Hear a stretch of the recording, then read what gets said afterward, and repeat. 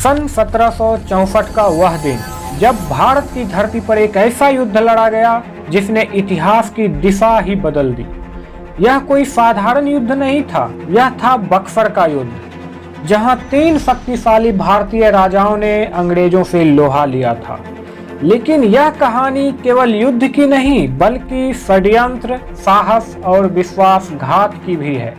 भारत एक ऐसी भूमि जहां हर कंद में बसी है अनगिनत कहानियों की गूंज, वीरता की अमर गाथाएं और संघर्ष से हासिल की गई विजय। यही है गाथा जीत की, जहां हम आपको लेकर चलते हैं उन कहानियों की दुनिया में जो हर भारतीय को गर्व से भर देती है। यहाँ हर गाथा है प्रेरणा, हर कहानी है संघर्ष और जीत की। तो आइए जुड़िए गाथा जीत की के साथ। मीर कासिम, बंगाल का नवाब, वह आदमी था जिसने अंग्रेजों की धूर्त चालों को धीरे धीरे पहचान लिया था।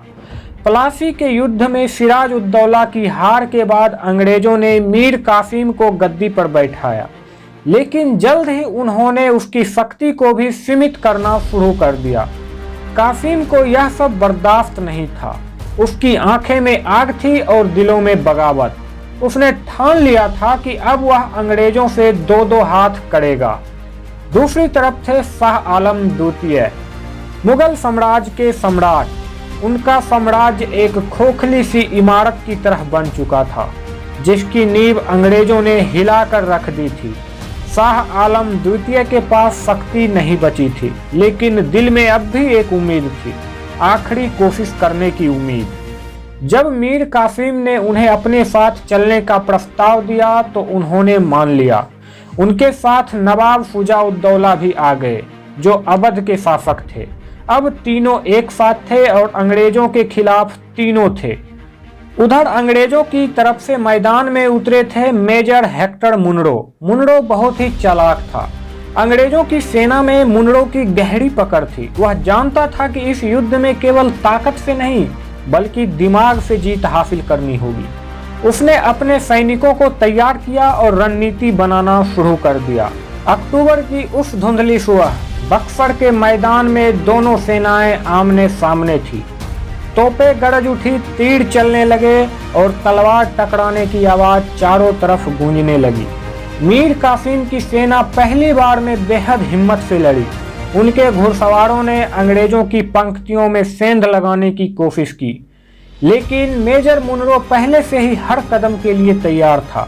उसकी सेना ने तोपों से भीषण हमला किया, जिससे मीर कासिम की सेना बिखरने लगी।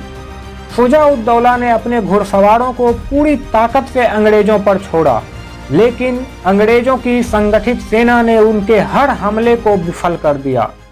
शाह आलम द्वितीय, जो अब तक युद्ध के मैदान से दूर बैठकर इसे सिर्फ देख रहे थे, अब पूरी तरह से हताश हो चुके थे। उनकी सेना में कोई जोश नहीं बचा था और वे जानते थे कि हार अब निकट है। मीर कासिम ने अपनी आखिरी उम्मीद भी खो दी। उसके सैनिक या तो मारे गए थे या भाग चुके थे। अंग्रेजों की ताकत के आगे उसका साहस भी झुक गया। आखिरी मौके पर मीर कासिम ने फैसला किया कि अब उसे युद्ध छोड़कर भागना ही होगा। उसकी आंखों में आंसू थे और दिलों में गुस्सा। उसने अपनी हार को स्वीकार की और युद्ध के मैदान से दूर भाग गया, एक पराजित योद्धा की तरह। इस युद्ध में अंग्रेजों की जीत ने भारत के भविष्य को हमेशा के लिए बदल दिया। बक्सर के इस युद्ध ने अंग्रेजों को पूरे भारत पर राज करने का अधिकार दे दिया।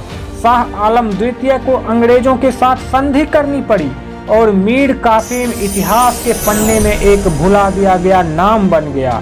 लेकिन बक्सर का युद्ध हमें यह याद दिलाता है कि कैसे एकजुटता के अभाव और अंग्रेजों की कूटनीति ने भारत को गुलामी की जंजीरों में बांध दिया था।